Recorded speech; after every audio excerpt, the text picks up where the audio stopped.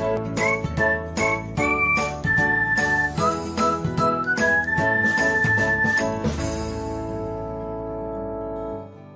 everyone, welcome back to another episode of Technologyglance. Today, in this video, I'm going to guide you through how you can archive a post on Instagram. So, let's get started. Firstly, open Instagram app in your device.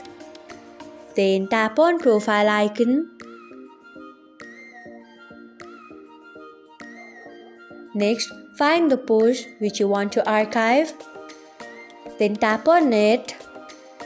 After that, tap on three dots icon. Next, you can see the option of archive. Tap on it.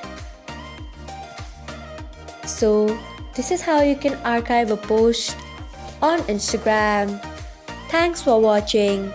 If you found this guide helpful, we would love it if you hit the thumbs up button below. We upload great new tech tutorials like this one every day. So, do not forget to subscribe to our channel and hit the bell icon so that you will never miss another update.